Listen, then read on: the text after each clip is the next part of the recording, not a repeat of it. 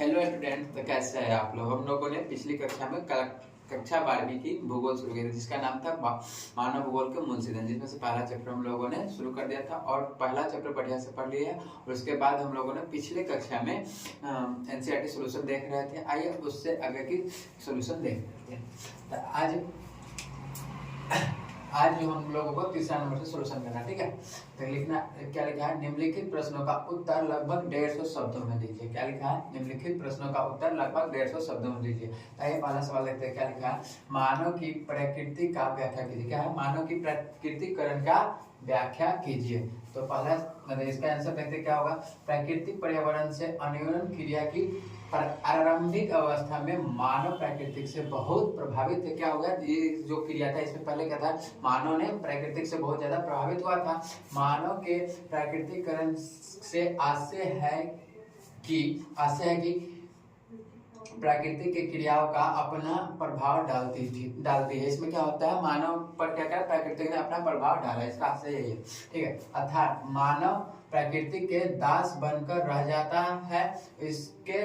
उसके सभी क्रियाकलाप प्रकृति के द्वारा नियंत्रित होता है। और इसमें क्या होता है, मानव प्रकृति का दास बन के रह जाता है और इसका सभी क्रियाकलाप क्या होता है, प्रकृति के द्वारा ही नियंत्रित होते हैं। आगे लिखेंगे, मानव के सभी क्रियाकलाप उसके पर्यावरण द्वारा नियंत्रित होते हैं। मानव के जो सभी क्रियाकलाप क्या होता है, उसके पर्यावरण द्वारा ही नियंत्रित होते हैं। जैसे मानव के रहन सहन और कार्य क्या होता है, मानव के जो भी रहन सहन है, कार्य है, इसे क्या करता है, प्रकृति के अनुसार वो करता है, ठीक है। इसी को क्या कहते हैं, मानव का प्राकृतिकरण कहते हैं। जैसे वहाँ की जलवायु कैसी, वहाँ के उच्चावच द्वारा प्रभावित होते हैं। यहाँ पर क्या होते हैं, जैसा उच्चावच वैसा के जलवायु उसी रूप में मानव ढल जाते हैं, इसी को तो कहते हैं मानव का प्राकृतिकरण, ठीक है। होता है, मनुष्य अपनी सांस्कृतिक विरासत से प्राप्त तकनीक तथा प्रौद्योगिकी की सहायता से अपनी भौतिक पर्यावरण से अन्योन्य क्रिया करते हैं। इसमें क्या लिखा गया है, कि जो मनुष्य अपने सांस्कृतिक क्या करते हैं, विरासत से प्राप्त करते हैं, ठीक है, यानी पूर्वजों द्वारा तकनीक तथा प्रौद्योगिकी की सहायता से अपनी प्रौद्योगिकी क्रिया भौतिक पर्यावरण से क्या करते हैं, अन्योन्य क्रिया करते हैं। नेक्स्ट क्या लिखा गया है, प्रौद्योगिकी से किसी समाज के सांस्कृतिक विकास की जानकारी मिलती है। इससे क्या होता है, प्रौद्योगिकी से क्या होता है, किसी समाज के बारे में जानकारी मिलती है, उसका विकास कैसे हुआ, सांस्कृतिक विकास के बारे में क्या होती है, जानकारी मिलती है। मनुष्य प्रकृति के नियमों को अच्छे ढंग से जानने के बाद ही प्रौद्योगिकी विकास कर पाया है। मनुष्य ने क्या हो गया, अच्छे ढंग से क्या जान गया, प्रकृति के नियमों को जान गया, उसके बाद क्या किया, उस लोगों ने प्रौद्योगिकी का विकास कर पाया। उदाहरण घर्षण और ऊष्मा की संकल्पना से आग के आविष्कार में हमारी सहायता की, ठीक है। उदाहरण में क्या हो गया, जैसे मैं घर्षण और क्या चीज, ऊष्मा की संकल्पना से क्या हो गया, आग का आविष्कार हम लोगों ने सीखे, ठीक। आगे क्या लिखा, सभी वैज्ञानिकों का जन्म प्राकृतिक सभी विज्ञानों का जन्म प्रकृति से हुआ। क्या होगा, सभी विज्ञानिक का जन्म क्या हो गया, विज्ञान का प्रकृति से हुआ। सभी उपकरण की कार्य विधि तथा तकनीकों को हमने प्रकृति से सीखा। जो भी तकनीक का कार्य विधि है और वैसा हम किससे सीखे, प्रकृति से सीखे। अतः प्रकृति का ज्ञान प्रौद्योगिकीकरण को विकसित करने में के लिए महत्वपूर्ण है। अतः क्या हो गया, प्रौद्योगिकी को विकास करने के लिए क्या प्राकृतिक बहुत ज्यादा महत्वपूर्ण है। आरंभिक मानव ने स्वयं को प्रकृति के अनुसार ढाल लिया था। शुरुआत में जो मानव थे उस लोगों ने क्या कहता है, अपने आप को प्रकृति के अनुसार ढाल लिया था, क्योंकि उस दौरान मानव का सामाजिक सांस्कृतिक विकास आरंभिक अवस्था में था। उस समय क्या था, मानव का जो सामाजिक विकास था और जो सांस्कृतिक विकास था वो कैसा था, आरंभिक अवस्था में था, ठीक है। आगे लिखा गया है, और प्रौद्योगिकी ना के बराबर था। और उस समय क्या था, प्रौद्योगिकी ना के बराबर था, ठीक है। आगे लिखा है, विश्व में आज भी ऐसे समाज है जो प्राकृतिक पर्यावरण के साथ पूर्णतः सामंजस्य बनाए हुए हैं। और आज भी देखा जाए तो विश्व में बहुत से ऐसे समाज हैं जो क्या करते हैं, प्राकृतिक पर्यावरण के साथ पूर्णतः सामंजस्य बनाए हुए हैं।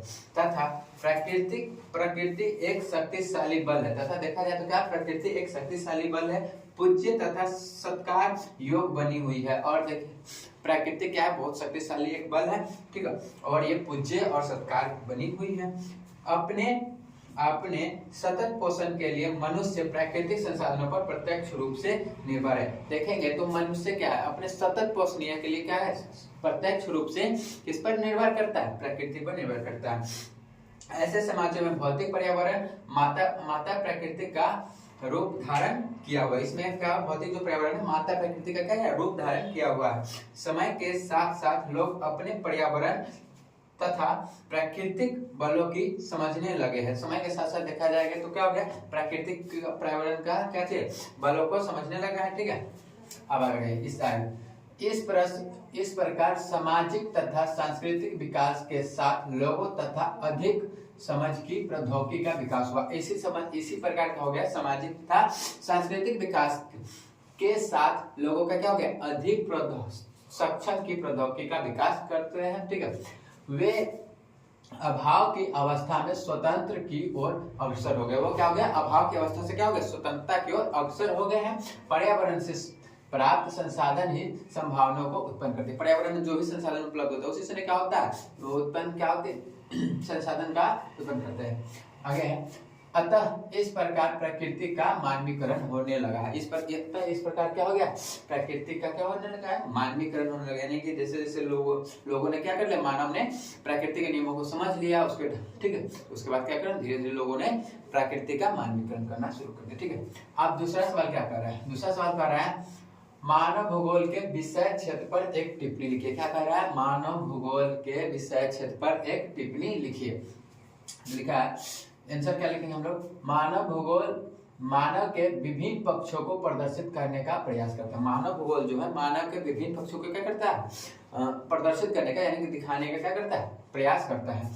चाहे वह जनसंख्या हो, चाहे वो क्या हो, जनसंख्या हो या जीवन यापन की साधन, या क्या चीज हो, जीवन यापन के साधन हो या जनसंख्या हो, इसके प्रभावित करने वाले सभी तत्वों को मानव भूगोल के तहत अध्ययन किया जाता है। इसके सभी जो भी प्रभावित करने वाले जब भी जितने भी तत्व है सबको क्या कहते हैं, मानव भूगोल के अंतर्गत ही क्या कहता है, अध्ययन किया जाता है। मानव भूगोल के विषय क्षेत्र अत्यंत व्यापक है। मानव भूगोल के जो विषय क्षेत्र देखा जाता है कैसे, अत्यंत व्यापक है। विगत कुछ वर्षों से मानव भूगोल का महत्व दिन प्रतिदिन बढ़ता जा रहा है। विगत यानी पिछले कुछ वर्षों से क्या हो रही है, मानव भूगोल की जो होते हैं महत्व क्या हो रहा है, दिन प्रतिदिन बढ़ती जा रही है। ठीक है, बढ़ता जा रहा है। मानव भूगोल का प्रकृति और मानवीय जगत के बीच अंतर संबंध। ठीक है, आइए देख लेते हैं क्या मानवीय परिघटनाओं की स्थानिक विवरण, उसके घटित होने के कारणों, कैसे उसके घटित होने के कारण और विश्व के विभिन्न भागों में सामाजिक तथा आर्थिक विभिन्नताओं का अध्ययन करते हैं। इसमें क्या करते हैं, इस सब का अध्ययन करते हैं। नेक्स्ट है, इस प्रकार ज्ञान के विस्तार के साथ मानव भूगोल के नए उपक्षेत्रों का विकास होता रहा है। अब इसी प्रकार क्या हो गया, मानव भूगोल के जो भी नए उपक्षेत्र थे इसका क्या होगा, विस्तार होता रहा है। जैसे देखिए मानव भूगोल के क्षेत्र उपक्षेत्र दिखा देते हैं, ये पढ़ते हैं क्या होगा। सामाजिक भूगोल, सामाजिक भूगोल के अंतर्गत उपक्षेत्र कौन कौन से इसके, तो व्यवहारवादी भूगोल, सामाजिक कल्याण का भूगोल, अवकाश का भूगोल, सांस्कृतिक भूगोल, लिंग भूगोल, चिकित्सा भूगोल। ठीक है, और दूसरा आगे देखिए कौन सा क्षेत्र है, तो नगरीय क्षेत्र, क्या थी, नगरीय भूगोल। इसके आगे है तो राजनीतिक भूगोल, तो राजनीतिक भूगोल उप क्षेत्र कौन सी है, निर्वाचन भूगोल, सैन्य भूगोल। ठीक है, निर्वाचन भूगोल और सैन्य भूगोल। अगला उप क्षेत्र कौन है, जनसंख्या भूगोल। उसके आगे का क्षेत्र है आवास भूगोल। और अगला इससे 6 नंबर में क्या है, आर्थिक भूगोल। इससे आगे के संसाधन भूगोल। संसाधन भूगोल में क्या कहते हैं, कृषि भूगोल, उद्योग भूगोल, विपणन भूगोल, पर्यटन भूगोल और अंतरराष्ट्रीय भूगोल। ठीक है, तो ये था एनसीईआरटी का 24 क्वेश्चन था। सारा का सारा क्वेश्चन आज हम लोगों ने समाप्त कर लिए। वस्तुनिष्ठ हो, अति लघुत्तरी हो और दीर्घोत्तरी, आज ये पूरा का पूरा एनसीईआरटी आज खत्म हो चुका है। और अगले इतना ही ऑब्जेक्टिव क्वेश्चन से तो हमारे लोगों का काम होने वाला नहीं है, इसलिए इससे आगे की वीडियो में और का मोस्ट इम्पोर्टेंट ऑब्जेक्टिव को कराया जाएगा और मोस्ट इम्पोर्टेंट क्वेश्चन और भी कराया जाएगा। ठीक है, तो आज के लिए इतना ही, फिर मिलते हैं अगले नेक्स्ट वीडियो में। तो अगर आप लोगों को वीडियो अच्छी लगती है तो अपने दोस्तों में शेयर करें और एक बार सब्सक्राइब जरूर।